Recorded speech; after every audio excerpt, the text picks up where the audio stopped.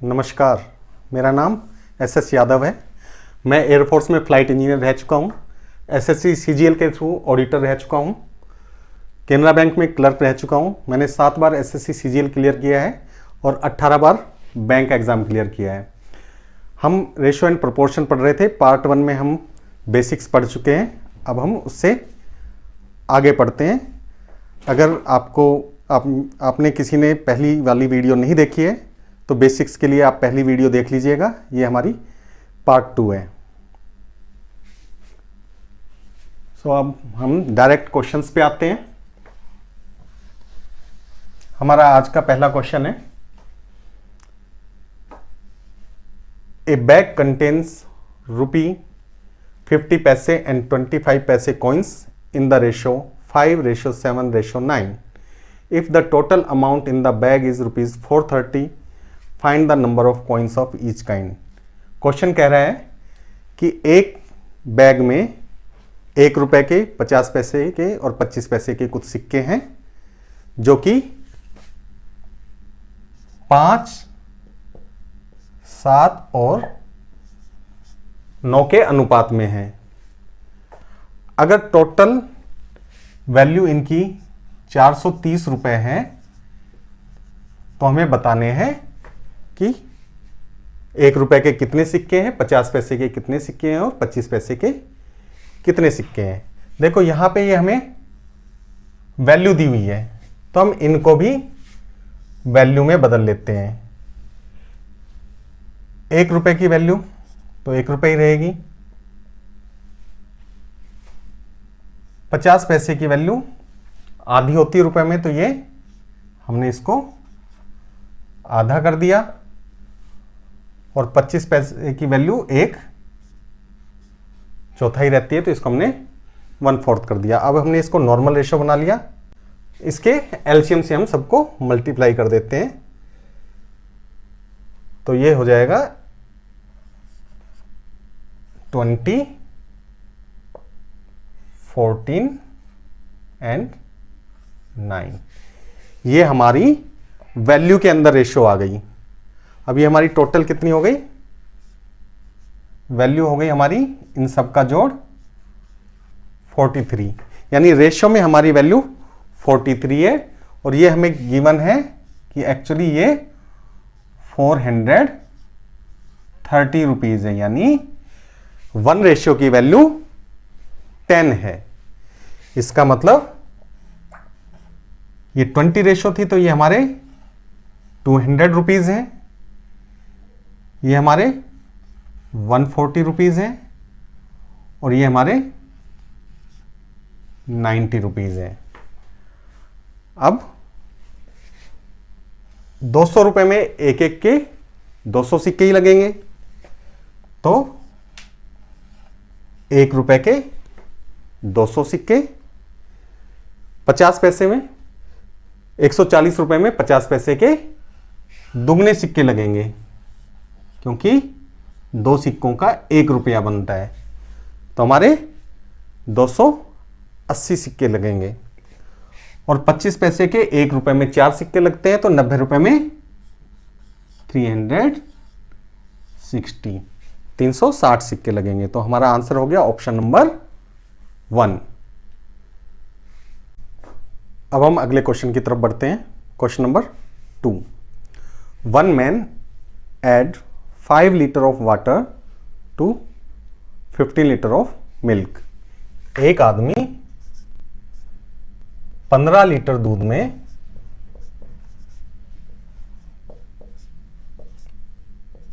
5 litre पानी मिला देता है।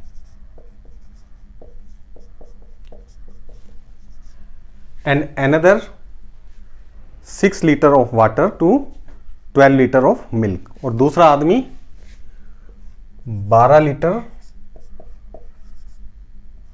दूध में 6 लीटर पानी मिला देता है।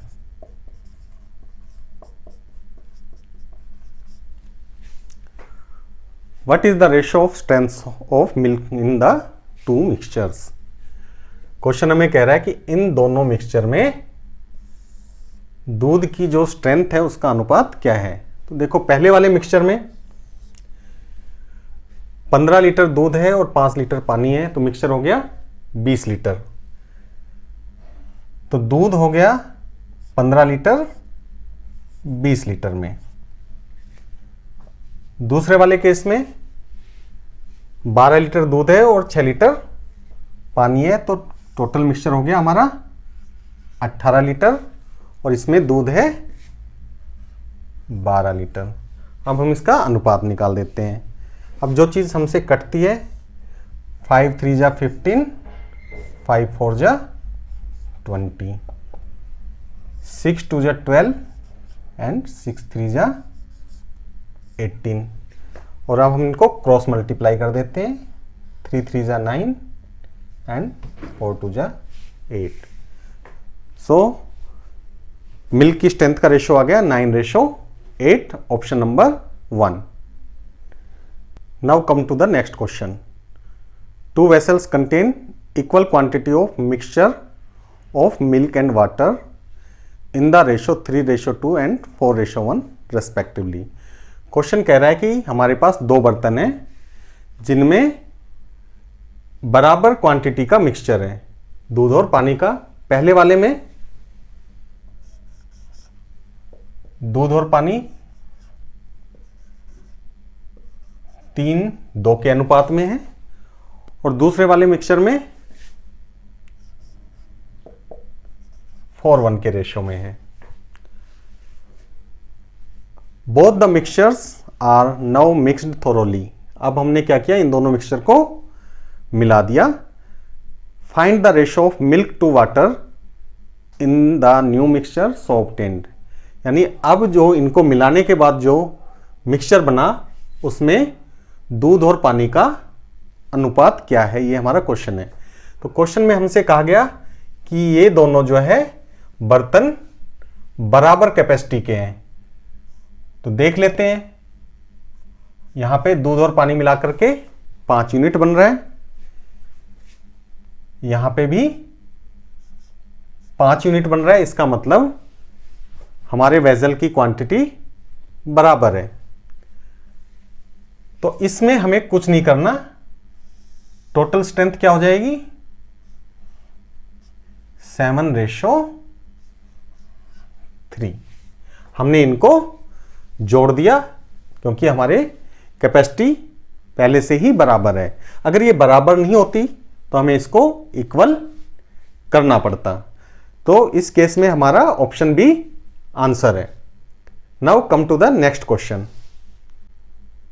2 vessels contain equal quantity of mixture of milk and water in the ratio 9:5।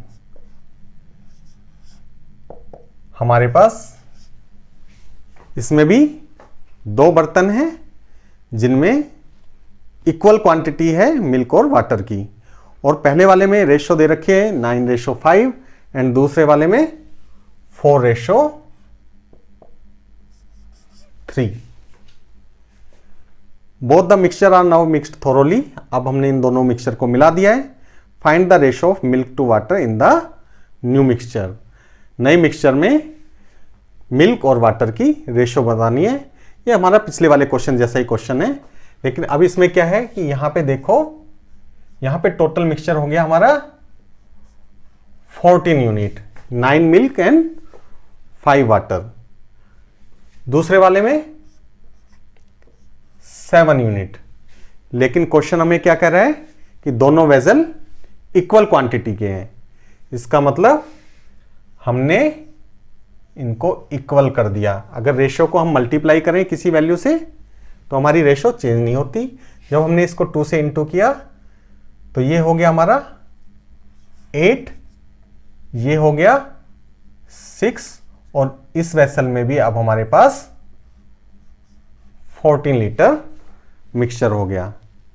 बस अब हमें इसमें रेशो बतानी है, तो इसमें मिल्क हो गया 9 एंड 8 17, और इसमें वाटर हो गया 11। सो मिक्सचर में वाटर और मिल्क की रेशो आ गई, milk ratio water 17:11। Option A is our answer.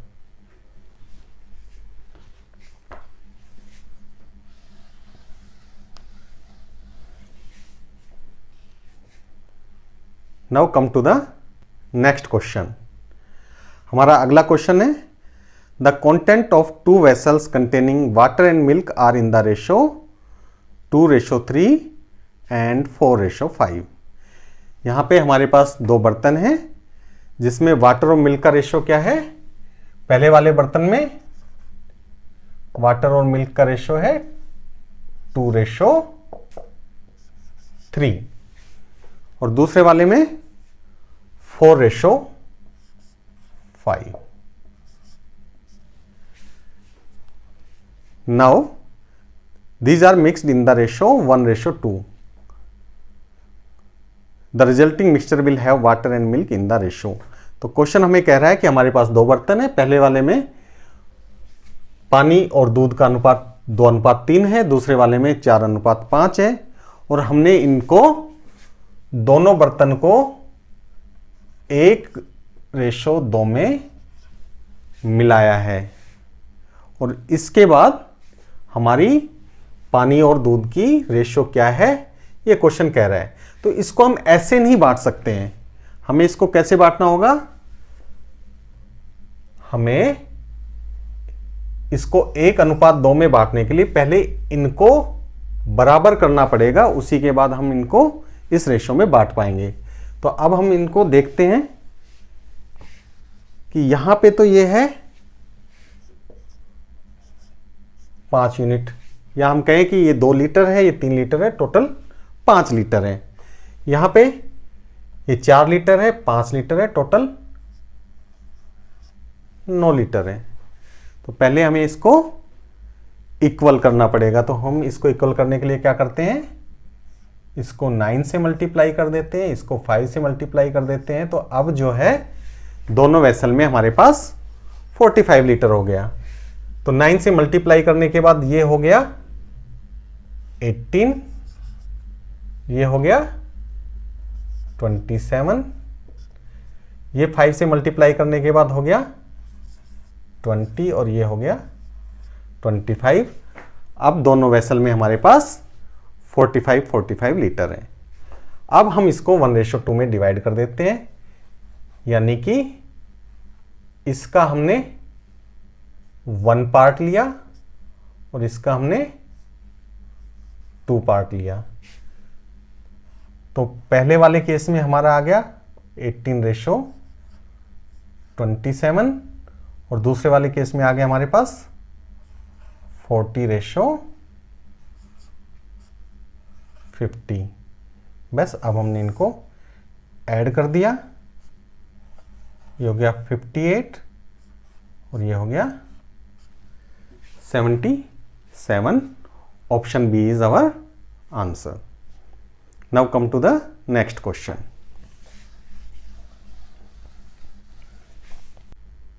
Two numbers are in the ratio of 8:5। 2 number हैं जो हमारे पास 8:5 में है। If the larger number is 27 more than the smaller number, find the sum of the numbers।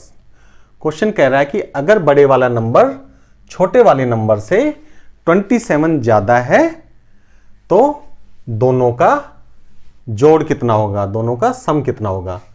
यानी हमें दोनों number का difference कितना दिया हुआ है 27। यहां पे रेशियो में हम डिफरेंस देखें तो 3 का है, यानी कि जो हमारा रेशियो में 3 है वो एक्चुअल में 27 है। या हम कहें 3 रेशियो की वैल्यू 27 है तो 1 रेशियो की वैल्यू 9 हो गई। और हमसे पूछा क्या है टोटल सम। टोटल सम कितना है 13 रेशियो। तो 13 रेशियो की वैल्यू कितनी हो जाएगी 117। Option A is our answer. Now come to the next question. अब हमारा अगला क्वेश्चन है the monthly salary of A B and C is in the proportion 2:3:5। A B और सी की मंथली सैलरी है 2:3:5 में। If C's monthly salary is ₹1200 more than A's monthly salary, B's annual salary is. Question कह रहा है कि अगर सी की मंथली सैलरी ए की मंथली सैलरी से 1200 रुपये ज्यादा है तो बी की एनुअल सैलरी क्या होगी।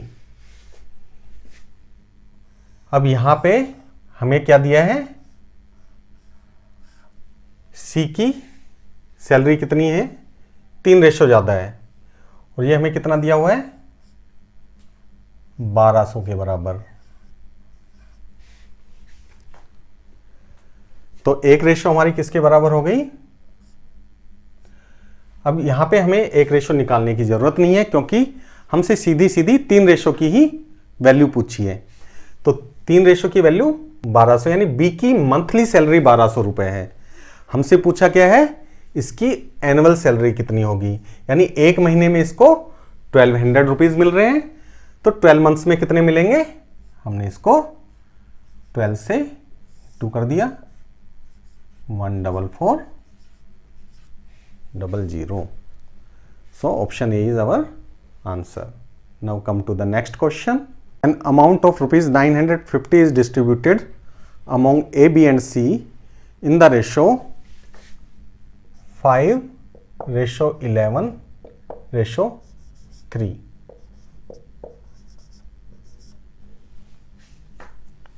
What is the difference between the shares of B and A?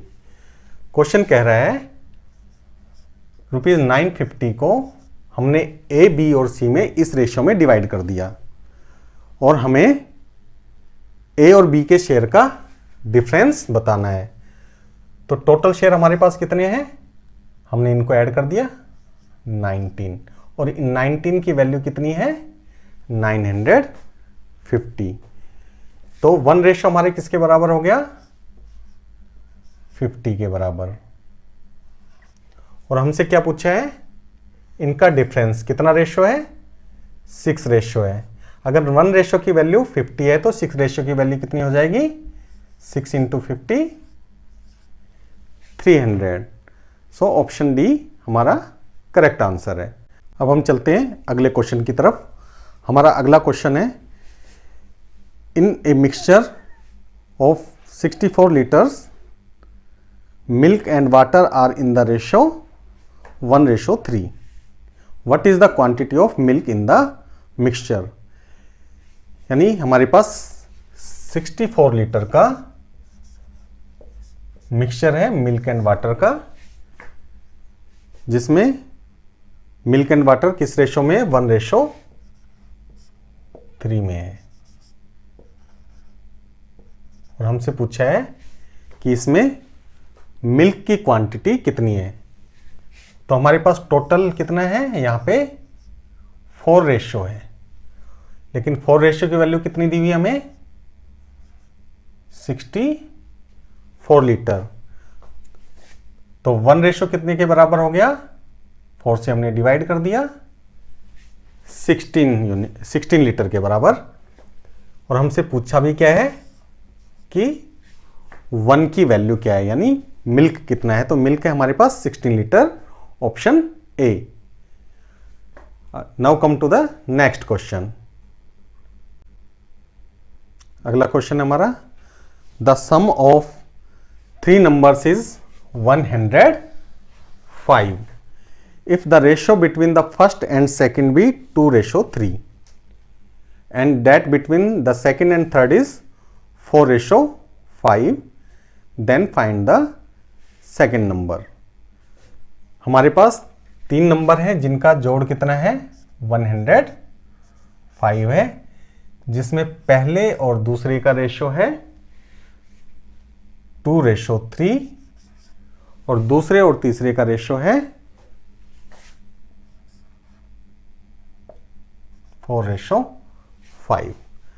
हमने अपनी पिछली क्लास में पढ़ा था कि अगर हमने इनकी कंबाइंड रेशो बनानी है तो हम क्या करें, इस गैप को नज़दीक वाले से फिल कर दें। यहाँ पे हमने 3 लिख दिया, यहाँ पे हमने 4 लिख दिया, और इनको मल्टीप्लाई करके नीचे लिख दें। 4 2 8, 4 3 12 एंड 5 3 जा 15। ये हमारे पास ए, बी और सी की रेशो आ गई। तो टोटल सम कितना हो गया हमारे पास 35। और इस 35 की वैल्यू कितनी दी हुई है हमें 105, यानी 35 रेशो 105 के बराबर है। तो 1 रेशो किसके बराबर हो गई 3 के। और हमसे पूछा क्या है सेकंड नंबर निकालना है, यानी सेकंड नंबर 12 रेशो निकालना है। अगर 1 रेशो 3 के बराबर है तो 12 रेशो 36 के बराबर होगा। Option C is our answer. Okay, आज के लिए इतना ही काफी है। अगर आपको वीडियो पसंद आई हो तो लाइक, शेयर और सब्सक्राइब कीजिएगा। अब हम मिलेंगे अगली क्लास में इसके अगले पार्ट के साथ।